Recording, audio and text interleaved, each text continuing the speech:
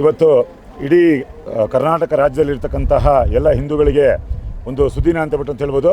ಪ್ರತಿ ವರ್ಷವೂ ಸಹ ದತ್ತ ಜಯಂತಿಯ ಸಮಯದಲ್ಲಿ ಈ ರೀತಿಯಾದಂತಹ ಒಂದು ವಾತಾವರಣ ನಿರ್ಮಾಣ ಆಗಿ ಕಾರ್ಯಕರ್ತರುಗಳಿಗೆ ಮತ್ತು ದತ್ತ ಭಕ್ತರಿಗೆ ಅತ್ಯಂತ ಕಷ್ಟದಲ್ಲೂ ಸಹ ದತ್ತ ಪೀಠ ಮತ್ತು ದತ್ತ ಪಾದುಕೆಯನ್ನು ದರ್ಶನ ಮಾಡಬೇಕು ಅಂತ ಹೇಳ್ತಕ್ಕಂಥದ್ದು ದತ್ತಾತ್ರೇಯರ ಆಸೆ ಆಗಿರೋಂಥ ಇವತ್ತು ವಾತಾವರಣ ನಿರ್ಮಾಣ ಆಗಿದೆ.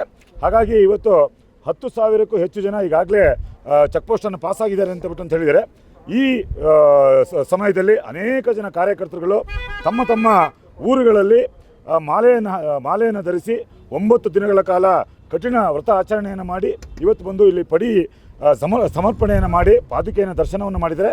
ಮತ್ತು ವಿಶೇಷವಾಗಿ ಇವತ್ತು 2 ಹೋಮಗಳು, ಬೆಳಿಗ್ಗೆ ಒಂದು ಗಣಹೋಮ ಮತ್ತು ಗಣಪತಿ ಹೋಮ, ವಾಸ್ತು ಹೋಮ, ಹೀಗೆ ಹಲವು ಹೋಮಗಳ ಜೊತೆಗೆ ಕಾರ್ಯಕರ್ತರುಗಳನ್ನು ಇಡೀ ಮತ್ತು ಹಿಂದೂ ಸಮಾಜಕ್ಕೆ ಒಂದು ಶಕ್ತಿ ಸಿಗಲಿ ಅಂತೇಳಿ ಇವತ್ತು ಹೋಮಗಳನ್ನು ಮಾಡಿದ್ದಾರೆ. ಮತ್ತು ಈ ಹಳೆಯ ಹೋಮ ಶೆಡ್ನಲ್ಲಿ ದತ್ತಾತ್ರೇಯರ ಮತ್ತು ಅನಸೂಯ ಮಾತೆ ಮತ್ತು ಅತ್ರಿ ಮುನಿಗಳ ವಿಗ್ರಹಗಳನ್ನು ಇಟ್ಟು ಪೂಜೆಯನ್ನು ಮಾಡುವಂಥ ವಿಶೇಷವಾದಂಥ ವ್ಯವಸ್ಥೆ ಮತ್ತು ಪ್ರಸಾದ ವ್ಯವಸ್ಥೆಯನ್ನು ಸಹ ಇವತ್ತು ಸಂಘಟನೆ ವತಿಯಿಂದ ಮಾಡಿದೆ.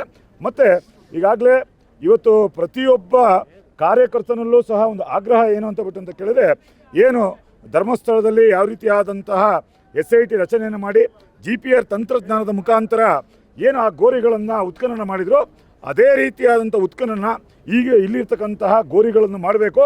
ಈ ಯಾವುದೇ ಗೋರಿಗಳಲ್ಲಿ ಹೆಣಗಳು ಯಾವುದೂ ಇಲ್ಲ.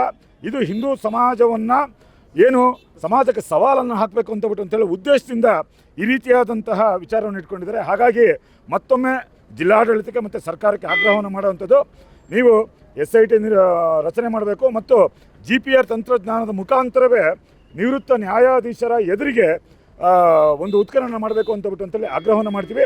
ಮತ್ತು ಇವತ್ತು ಬಂದಿರತಕ್ಕಂಥ ಎಲ್ಲ ದತ್ತ ಭಕ್ತರು ಮತ್ತು ದತ್ತ ಮಾಲಾಧಾರಿಗಳು ಇವತ್ತು ಅತ್ಯಂತ ಶಾಂತಯುತವಾಗಿ ದತ್ತ ಪಾದುಕೆಯನ್ನು ದರ್ಶನವನ್ನು ಮಾಡಿದ್ದಾರೆ.